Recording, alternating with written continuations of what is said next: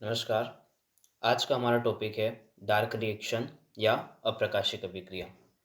देखो, सबसे पहले अपन बात करें तो लास्ट वीडियो में अपन ने देखा था कि अप्रकाशिक अभिक्रिया है जो कि प्रकाशिक अभिक्रिया के उत्पाद पर निर्भर करती है और प्रकाशिक अभिक्रिया में हमें जो एटीपी और NADPH H+ जो प्राप्त होता है उससे ग्लूकोज के निर्माण में जो प्रोसेस काम करती है उसे क्या कह देंगे? अप्रकाशिक अभिक्रिया। और जो उस प्रोसेस को पूरी करने के लिए जो सारी मैकेनिज्म है उसको अपन पढ़ेंगे। देखो, अपना पहला पॉइंट ये होता है कि अप्रकाशिक अभिक्रिया अप्रकाशिक अभिक्रिया को और किस नाम से जाना जाता है? तो याद रखना, अप्रकाशिक अभिक्रिया को जैव संश्लेषी प्रक्रिया, कार्बन स्थिरीकरण प्रक्रिया और कार्बन स्वांगीकरण। स्वांगीकरण इसलिए क्योंकि कार्बन का क्या हो रहा है? नया निर्माण हो रहा है। स्थिरीकरण मतलब कार्बन की बैलेंसिंग होगी और जैव संश्लेषी प्रक्रिया मतलब ग्लूकोज का क्या हो रहा है? फॉर्मेशन हो रहा है, निर्माण हो रहा है। अब देखो, मेनली क्वेश्चन जो आएगा वो आएगा कि अप्रकाशिक अभिक्रिया कौन से स्थल पर होती है? तो याद रखना, अप्रकाशिक अभिक्रिया कहाँ पर होगी? स्ट्रोमा या पेटिका या जिसे कहते हैं मैट्रिक्स। मैट्रिक्स जो क्लोरोप्लास्ट में उपस्थित था। अब आगे अपन बात करें, ये जो प्रकाशिक अभिक्रिया है का जो उत्पाद है उस उत्पाद पर अप्रकाशिक अभिक्रिया क्या करती है? निर्भर करती है। और ये क्या करेगी? CO2 से 6 कार्बन शर्करा का निर्माण करेगी। और कैसे? तो ये प्रकाशिक अभिक्रिया का जो उत्पाद था ATP और NADPH+ उसका यूज करके क्या कर देगी? 6 कार्बन शर्करा का निर्माण करेगी। आगे अपन देखें तो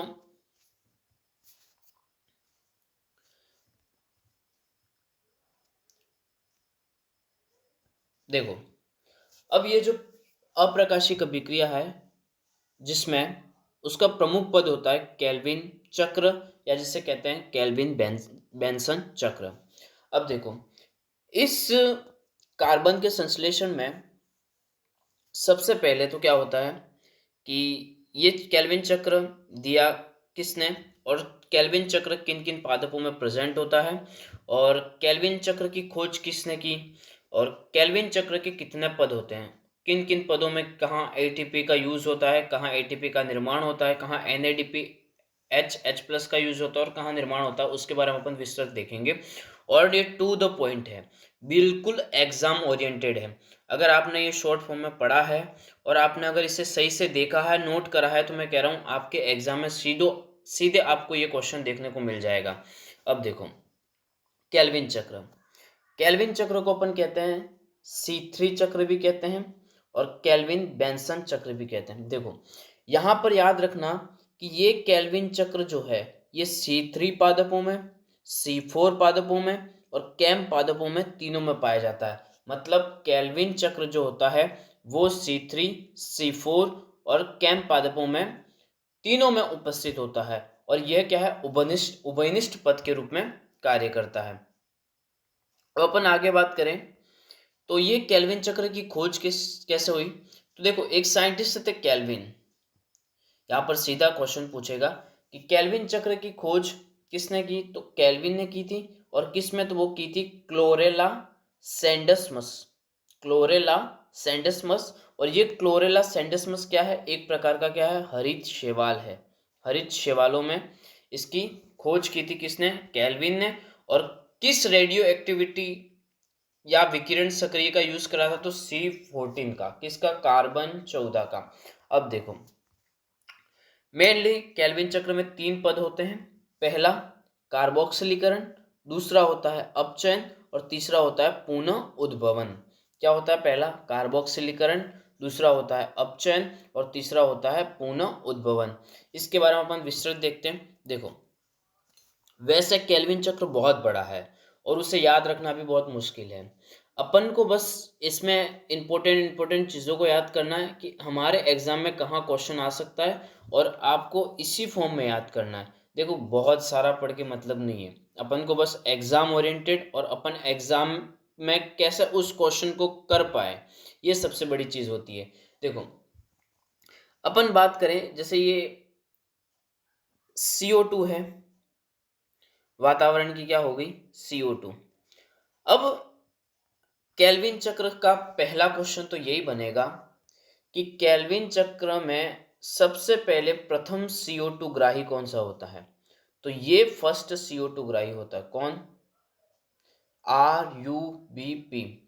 RUBP क्या होता है? फर्स्ट CO2 ग्राही। इसकी फुल फॉर्म क्या है? तो राइबुलोज 1,5,20 फॉस्फेट। इसकी फुल फॉर्म क्या है? Ribulose 1,5,20 phosphate. अब देखो, ये राइबुलोज 1,5,20 फॉस्फेट या RUBP क्या करेगा? वातावरण की CO2 को क्या करेगा? ग्रहण करेगा। देखो, अपन आगे पढ़ेंगे इस कार्बोक्सिलेशन के पद को, लेकिन अभी याद रखना कि ये राइबुलोज या RUBP जो है वो क्या करेगा? CO2 को ग्रहण करेगा, इसलिए इसे क्या कहते हैं? C3 चक्र में प्रथम CO2 ग्राही किसे कहते हैं? RUBP को। बराबर। अब ये CO2 को ग्रहण करने के बाद ये किस में बदलेगा?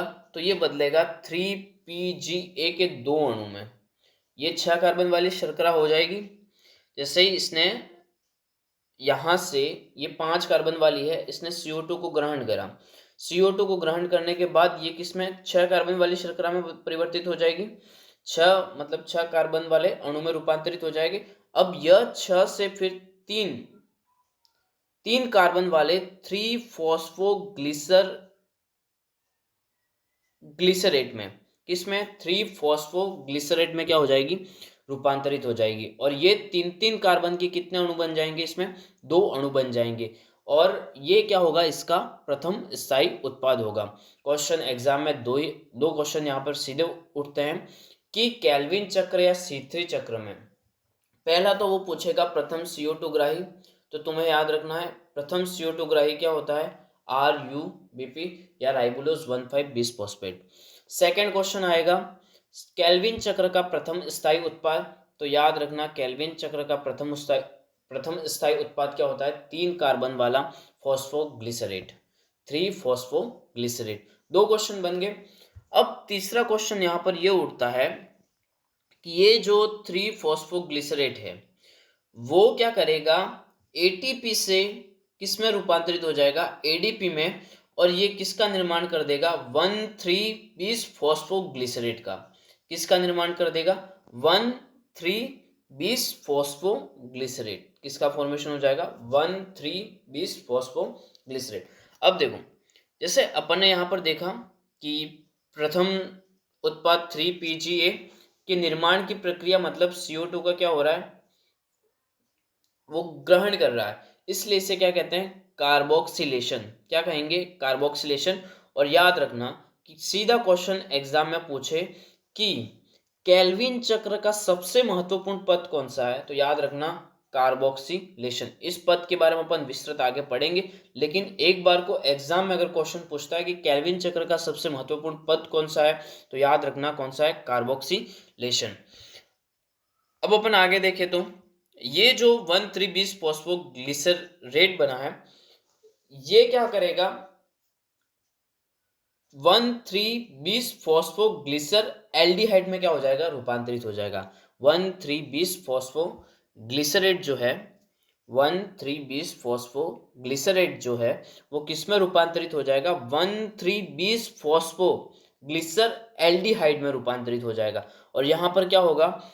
2NADPH प्लस से क्या बन जाएगा? 2NADP प्लस में, मतलब यहाँ पर भी क्या होगी? ऊष्मा को ग्रहण की जाएगी और यहाँ पर भी एक ATP का यूज होगा। यहाँ पर दो NADPH प्लस का यूज होगा और यहाँ पर क्या होगा? 2 ATP का यूज होगा। अब अपन आगे देखें इस पद को, जैसे 3PGA से 1,3BPGA और 1,3,20 फॉस्फोग्लिसर एल्डिहाइड, ये निर्माण की प्रक्रिया क्या कहलाती है? केल्विन चक्र का दूसरा पद क्या कहलाएगा? अपचयन। क्या कहेगा? कहलाएगा अपचयन। कौन सा पद हो गया? अपचयन। अब देखो ये 1,3,20 फॉस्फोग्लिसर एल्डिहाइड, ये जो है ये ट्राइफॉस्फेट किस में रूपांतरित हो जाएगा? ट्राइफॉस्फेट। और यहां से यहां से एक कार्बन क्या हो जाएगा, मुक्त हो जाएगा। यहां से क्या होगा, एक कार्बन क्या हो जाएगा, मुक्त हो जाएगा। क्या मुक्त हो जाएगा, एक कार्बन मुक्त हो जाएगा।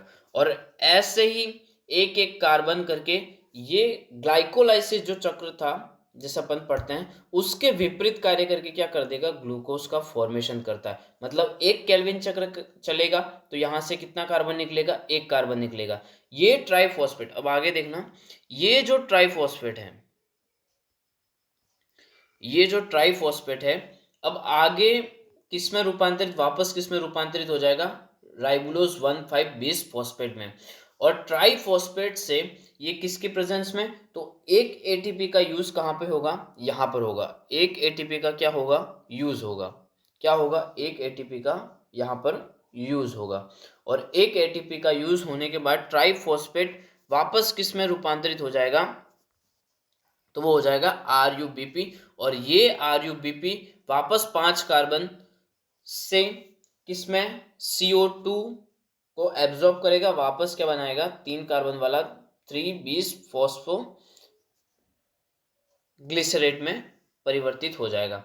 अब देखो, इस प्रक्रिया को क्या कहते हैं, पुनः उद्भवन या RuBp का निर्माण। आगे का पद अपन देखें, जैसे अपन ने बात करी थी कार्बोक्सिलेशन। देखो, कार्बोक्सिलेशन जो है वो केल्विन चक्र का सबसे महत्वपूर्ण पद है। कैसा पद है, सबसे महत्वपूर्ण पद है। अब इसमें क्या होगा, तो इसमें क्या हुआ कि ये जो 5 कार्बन वाला RuBp है, राइबुलोज 1,5-20 फॉस्फेट है, वो क्या करेगा, CO2 को ग्रहण करेगा और 3 कार्बन वाला 3PGA के 2 अणु का क्या करेगा, निर्माण करेगा। यहां पर अपन ने देखा था कि 3PGA का जो निर्माण हो रहा है, वो 3PGA के कितने अणु निर्माण होंगे, तो 2 अणु का क्या होगा, निर्माण होगा। अब यहाँ पर एक चीज बहुत इंपॉर्टेंट आती है कि ये जो CO2 को ग्रहण करेगा, उस CO2 के ग्रहण में मेन कार्य कौन सी एंजाइम करती है, और इस क्रिया का कार्बोक्सिलेशन प्रक्रिया का जो उत्प्रेरण करती है वो कौन सी एंजाइम करती है। तो याद रखना, ये कार्बोक्सिलेशन प्रक्रिया का जो उत्प्रेरण करती है वो करती है रुबिस्को एंजाइम। कौन करती है, रुबिस्को एंजाइम। एग्जाम में इस रुबिस्को एंजाइम से महत्वपूर्ण क्वेश्चन बनते हैं, जिसके बारे में अपन ने पूरी तरह से यहाँ पर भी विस्तृत में लिखा हुआ है। देखो, यहाँ पर केल्विन चक्र में क्या होगा, रुबिस्को एंजाइम क्या करेगी, कार्बोक्सिलेज के रूप में कार्य करेगी। किस रूप में, कार्बोक्सिलेज में। अब देखो, यहाँ पर दो चीजें आती हैं। अगर ये रुबिस्को, देखो जनरली रुबिस्को क्या करती है कि ऑक्सीजन के साथ भी बंधुता रखती है और कार्बन डाइऑक्साइड के साथ भी बंधुता रखती है। अगर देखो, ये रुबिस्को जो है ये ऑक्सीजन से जुड़े, ऑक्सीजन से बंधुता रखे, तो इसे कहते हैं ऑक्सीजिनेस। क्या कहेंगे इसे, ऑक्सीजिनेस। और यह रुबिस्को अगर कार्बन डाइऑक्साइड से जुड़े तो इसे कहते हैं कार्बोक्सिलेज। क्या कहेंगे, कार्बोक्सिलेज। अपन आगे देखेंगे कि अगर कार्बन डाइऑक्साइड अनुपस्थित होगा या उसकी कमी होगी, तो ये रुबिस्को जब ऑक्सीजन से जुड़ेगी, वहां पर प्लांट में C2 साइकिल देखी जाएगी। कौन सी साइकिल देखी जाएगी, C2 साइकिल देखी जाएगी। नेक्स्ट वीडियो अपना उसी पे होगा। लेकिन यहाँ पर अपन देखें तो ये जो रुबिस्को एंजाइम है, यहाँ पर सीधा रुबिस्को एंजाइम से एक क्वेश्चन सीधा बनेगा कि जैव मंडल में क्या, यहाँ पर कौन सा क्वेश्चन बनेगा कि जैव मंडल में सर्वाधिक मात्रा में पाई जाने वाली प्रोटीन कौन सी है, तो सीधा आंसर अपन को क्या करना है, रुबिस्को। क्लोरोप्लास्ट में इसकी मात्रा कितनी प्रतिशत होती है, तो 16%। क्लोरोप्लास्ट में, कुल क्लोरोप्लास्ट में जो प्रोटीन होती है, जिसमें इसकी कुल मात्रा कितनी होती है, 16%।